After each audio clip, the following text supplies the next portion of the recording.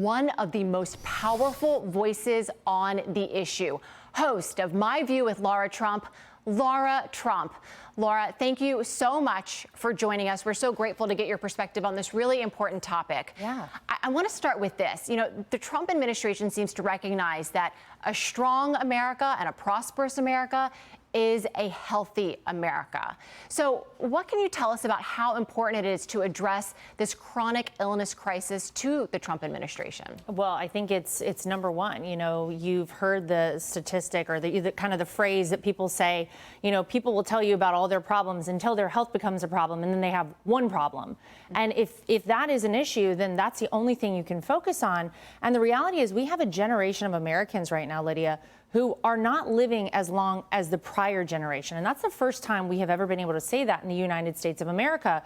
So I'm so grateful we have President Trump in office who has recognized this. We have an HHS secretary and RFK Jr. who has recognized this and said, like, you know, essentially, we have to make a change here. You see childhood obesity through the roof. You see diabetes through the roof, these chronic disease numbers that are going through the roof. And the reality is we have to be transparent with Americans. And I think that the way this started was really kind of amazing, where you saw that the big food companies in this country have finally come to the table. They're getting rid of the artificial dyes. They're getting rid of the seed oils. They're getting rid of the things that, quite frankly, in many other countries are banned and we didn't even know was in our food supply. Another aspect of this is, I think, teaching Americans that they have some accountability in their health. I think for so long, we kind of idly would all go to the grocery store and just pull anything off the shelf and say, oh, well, it's in the store. It must be okay for me to eat. Turns out that's not the case. We now have transparency. We now have, you know, a Trump administration and an HHS secretary who's saying, we want to do something about this. We're going to expose the truth and we're going to make major change. I agree with you. It feels like consumers now are much smarter than we used to be, and we're demanding a lot more information and a lot more accountability from the corporations that are selling us food. You know, we want to get closer to the source and have a healthier diet. We're seeing really tremendous changes. One of them I want to talk about is SNAP benefits. You know, these are public benefits that help people with limited means, you know, acquire food, and they can use these benefits at their local grocery stores. We've already seen about a dozen states take steps to restrict how those SNAP benefits can be used, saying, you know what, you're welcome to use them if you need them, and we want to help you, but you know what, you're not going to use them on sugary food, you're not going to use them on junk soda. Do you think that is a move that all 50 states should ultimately make, restricting the use of SNAP benefits and focusing on the use of healthy foods? Well, I think, look, the unhealthy foods, those sugary beverages, candy, which, you know, the SNAP, or as people kind of more commonly know them, food stamps program used to pay for, those things are causing this crisis. They're causing the epidemic. And so whenever you have, you know, childhood diabetes going up because these kids are able to go out and their parents get these, you know, sugary drinks, sugary sodas, it's empty calories.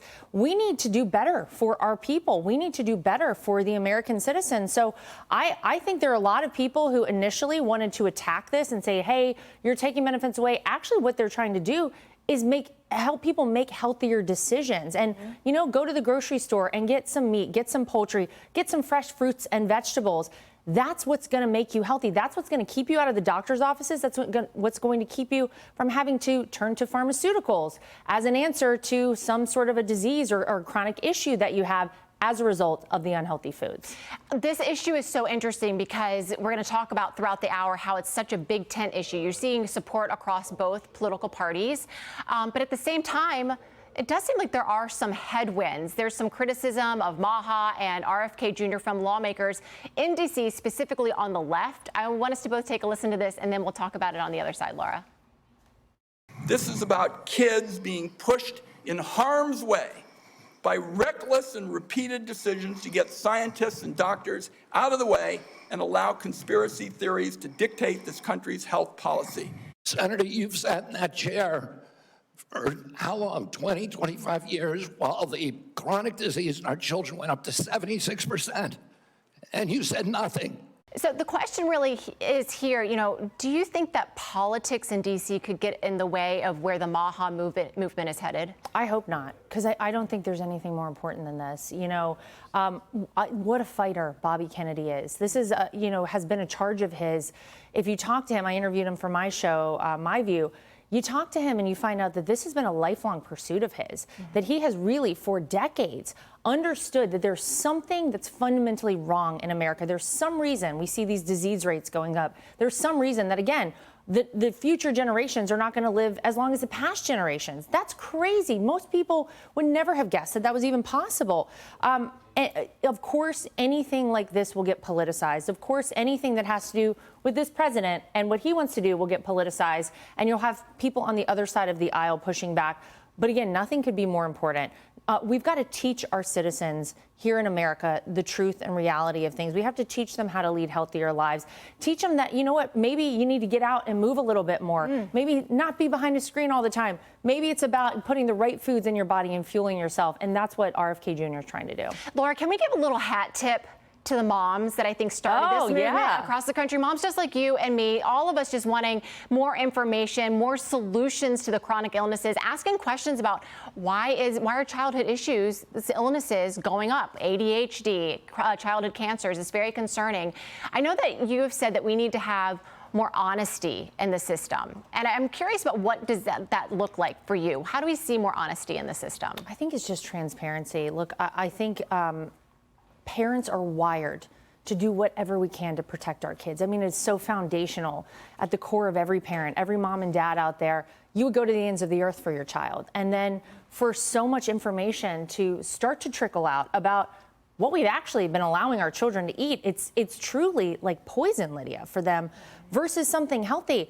We want to feel good as parents giving our child, food every single day. We want to be able to say, you know what, if we feel comfortable spacing out vaccines, maybe we shouldn't be ostracized for that. Maybe we shouldn't be criticized at the doctor's office for that. We just want transparency. We want honesty, and we want to be able to make these decisions for ourselves, but informed decisions. And I think that's the beauty of the Trump administration right now, giving the American people the information that really feels like it's been withheld. The food pyramid, for example, if you ask true experts, true nutritionists, they'll tell you it's totally backwards. Why have we been living with this for so long? That's all people want. They want honesty, they want transparency, and they want to be able to make the right decision for their family. And it all starts with asking the question and having the conversation. And Laura, we are so grateful for you to make time for us so we can have this great conversation. Thank you. Lara Trump, thank you very much.